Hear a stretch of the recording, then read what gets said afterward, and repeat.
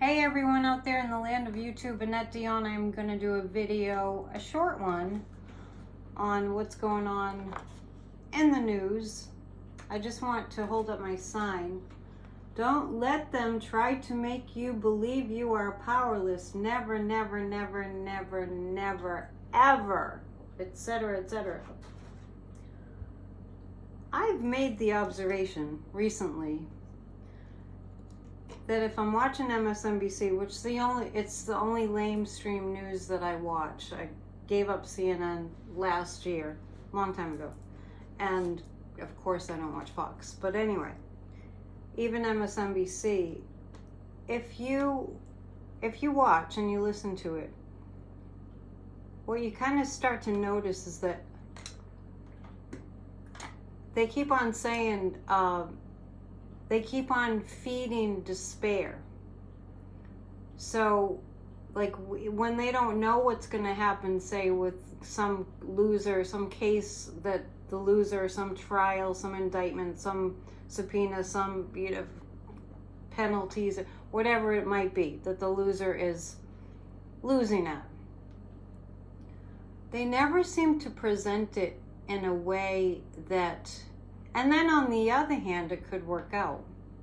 And then on the other hand, it's like the total drama, total catastrophe, total disaster, and especially this. Totally like, there's nothing we can do. Which is why I held up my sign. Don't let them try to make you believe you are powerless. And then I see the little story about Elmo appealing to people on social media. Little Elmo. I love Elmo. He's so cute. And he's asking how people are doing. And apparently there was a deluge of all kinds of people from all walks of life just saying, you know what, Elmo? Adults were responding to Elmo. Not doing too good. Well, whenever I turn on the TV randomly in general, if I'm visiting my folks, because I don't have a TV, all I see is violence. All I see is blood. All I see is crime shows. All I see, which is fine, but when it's all that you see, so I've gotten into the habit of, hey, let's watch YouTube, and then watching YouTube and watching documentaries about history, really educational, really interesting. Just to kind of fill your mind with history, or some documentary that's a topic you're curious about, or even something about politics that helps you to be more informed about the way things work, whatever it might be. But when a society's fed a constant diet of bad news and negative perspectives, and a refusal from the media to turn it around, to give us some relief, and to at least say, and things could work out for the good, then we're a society that's in trouble if that's not addressed. And I don't think that it won't be addressed. And I don't trust the people that own social media companies, like Zuckerberg, for instance. I just want to tell you the hit that I got about Josh Hawley getting Mark Zuckerberg to apologize to the families who'd lost family members through suicide because they were being bullied on social media. That was part of the hearing. And I told you, when Zuckerberg turned around, the cameras are all on him, flash, flash, flash, obviously a photo op. I didn't sense one tiny speck of authenticity in Zuckerberg apologizing to those people whose lives have been ravaged by the bullying, and the lives of their loved ones lost by the bullying on social media that Zuckerberg refuses to put an end to. And I felt that Josh Hawley planned that in advance. For him to be the one, for Josh Hawley to be the one that told Zuckerberg, if you apologize, it'll look really good for you. But guess what? It would look really good for Josh Hawley too. So, cynical? Not necessarily. I like to say it doesn't take a psychic, but when you really think about it, what has Josh Hawley done that people can point to and go, oh yeah, that was good, he did that? I rest my case. In this short video, because we have Grassroots of Democracy tonight too, and I do want to compliment my live streams Monday, Wednesday, and Friday, our party nights at 7 p.m. live streams, PNN. I like to sort of compliment them with shorter videos for people that maybe don't have a lot of time to watch videos. And to kind of keep the energy up too, because I have felt, that's why I was mentioning the Elmo post where it was recognized that a lot of Americans are feeling hopeless. And you know, speaking of Zuckerberg, it doesn't help when we know that we're just doing the best that we can to live our lives from a financial standpoint, hoping that there's going to be enough. I mean, I posted today that the rents here have gone up to by 860%. No joke. And unless you're making a pretty handsome income, that's a stretch. So you got Zuckerberg over there, and I read the stats that the 5 wealthiest men in the world could spend, I forget what it was, like $1 million a day for 246 years, and they'd still have money. That causes people to feel despair. That's for sure. I'm going to pull 3 cards on, well, I have a couple things on my mind to read on. I'm going to read on media. I'm going to read on the media. I'm going to read on, are they telling us only, are they manipulating the news? I mean, I know you probably think it's obvious, but I just want to see what the cards have to say about it. Are they manipulating the news? It's a little bit pathetic that all they talk about is the loser. Because there's other news to talk about, and all they talk about is the loser. And I'm exaggerating, but it's about 90%. Which would bring down an entire society mood-wise. I'm going to just read cards about that. And then there's a couple of other things I want to read on. And tonight is our Grassroots of Democracy discussion group. If you haven't joined Grassroots of Democracy, I just want to mention here that since there is a mental health crisis in this country, in the world too, since there is a mental health crisis because so much is just seemingly going wrong, and it's hard to keep up. When you join us, when you pop in for PNN a few times a week, whenever you can, when you join us at Grassroots of Democracy, you'll find a sense of camaraderie. Nobody's going to ask you to do anything that you don't want. We hope and pray that you want to save democracy. But if you're feeling down, the most important thing is to have a sense of camaraderie, that you matter, that it makes a difference when you show up, because it does. Makes me happy. Every time there's a meeting, it makes me happy that people care enough to show up at Grassroots of Democracy for over 2 years now. As far as the media, I'm just kind of reading on what percentage of what they're saying is accurate. Their slant on things. And I have the 4 of Wands. They're kind of boxed in. I really do get that.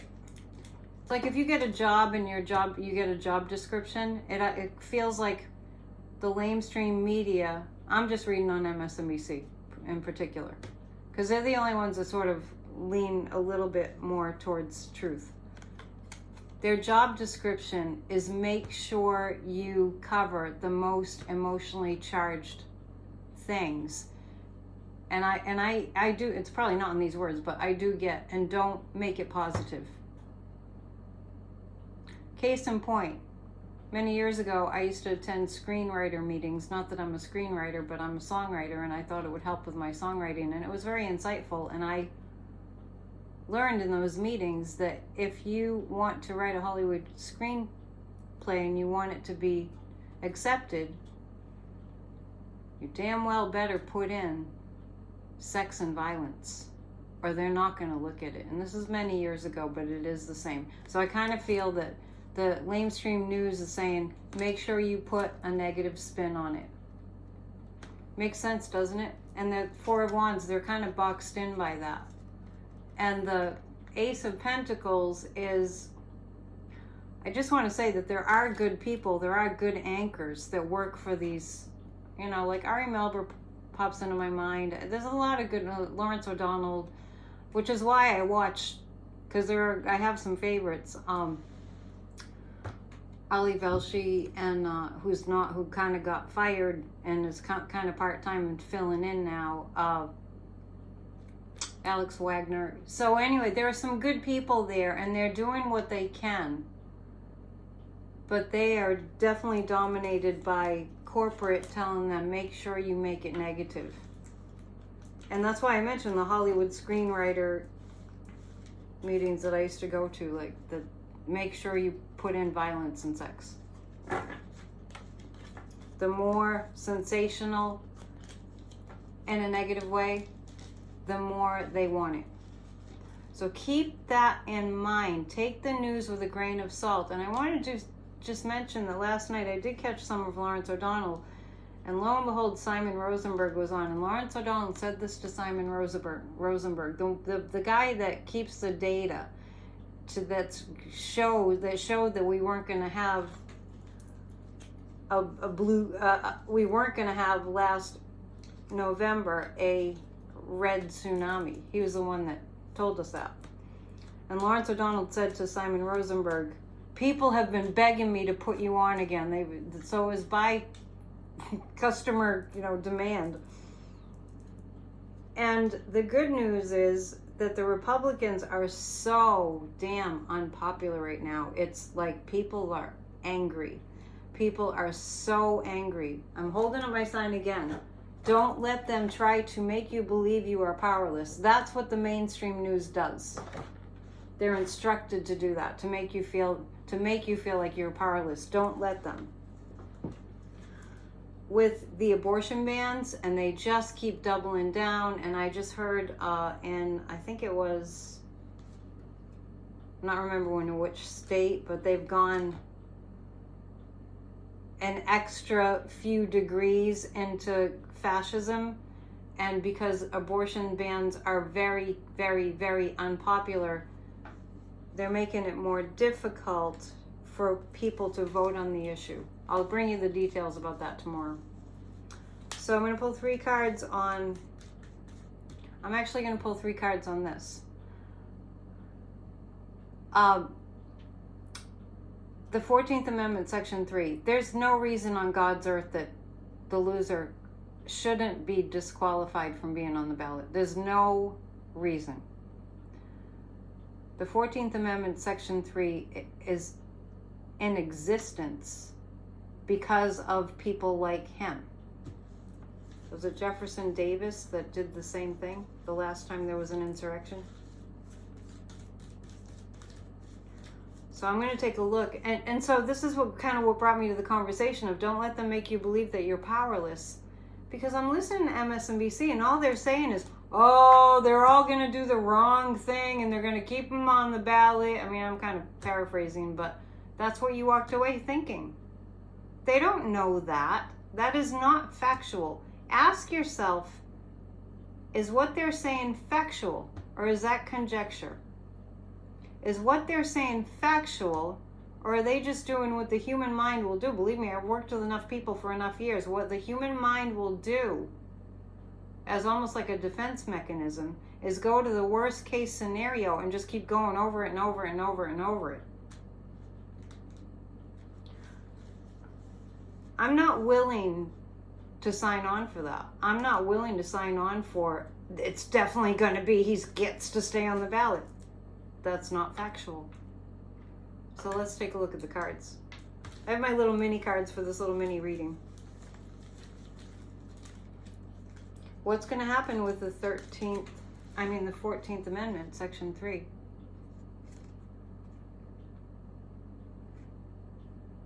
The Supreme Court is going to make it a question mark. I don't know how. I don't know. They're supposed to give the final word. The Supreme Court is going to make it a question mark. The Seven of Swords indicates stealing. The Ace of Pentacles. I think the Ace of Pentacles is coming up to remind us that we have the good to guide us. And the King of Wands. All right, what we're going to see with the Supreme Court is them exposing their criminality more. And the guy's just saying half and half. Like, because I'm asking, is he going to be on the ballot? And the guy's just saying half and half. So I would venture to say, and I'll pull a few more cards about it, that what I'm picking up is confusion. What I'm picking up is a decision that makes everyone go, wow, we don't really know what that means. Which is not supposed to be the way that it is. But it was the way that it turned out for Roe in terms of who gets to decide. And then they threw it to the states. Let's ask the pendulum. Is that what, are they gonna attempt to just throw it to the states? Is that what the trajectory is? That's the trajectory. I'm getting the words cop out. The Supreme Court, I'm getting the words cop out. And I'm seeing money all around. Cop out, and payoffs. So that corruption is still happening. It's still alive and well. Before we go, don't let that make you lose hope, because it's just kind of in the nebulous zone. It's like they're not being clear. Before we go, I'm going to pull 3 cards. By the way, let's have the good news. The Biden administration, the Biden campaign is raising money like nobody's business. And the losers campaign is just bleeding money. Just it's going through him like a sieve. He's using the money that he does get to pay his legal fees to the tune of, I think it's up to $53 million in legal fees. How many hungry children that could feed? It just makes me crazy. So, and also, as far as good news goes, I know that Mayorkas hearing to impeach him was really bad for the S&M, the stupid and mean party, yesterday and today. And they're just, the fascists, the Putin Republicans are just, it's just out there. They're just making themselves look so awful. Because they are awful, but it's on full display. So I'm going to pull 3 cards about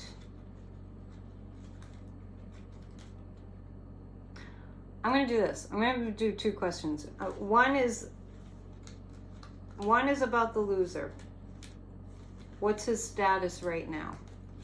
It's getting up there, not making any sense. As usual, it's getting worse and worse. What's the status of the loser right now? And then we'll read about the Biden administration. The status of the loser right now.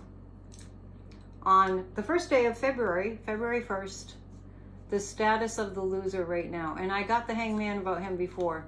Yeah, he's caving. He's caving in. He's staring down the barrel of January 6th. The meeting between Aileen Cannon and Jack Smith comes to mind around this. And the hangman is surrounded. There's nothing that the loser can do. He's in a really tight spot. And it's around January 6th. That's really going to get him. So when they start talking about the dates, well, is this going to happen before the election, blah, blah, blah, don't even worry about it. Just find ways to get involved in your community, to do things, to use your gifts, to be all that you can be, to live up to your potential, to be that positive vibe person that brings people up, and you will not feel upset, drained, depressed. You won't. I'm probably going to give a class about that kind of thing soon. because we need for people to be happy. We don't want Elmo asking us how we're doing and have people go, I'm terrible, and they're talking to a puppet. I mean, it's like, it's kind of bad. Not that I don't have stuffed animals and stuff. They do help. 3 cards about the Biden administration, then I'll let you go. And we're back on Friday night, tomorrow night at 7 for our live stream. And please book a reading, psychic@dion.com. And please join Grassroots of Democracy.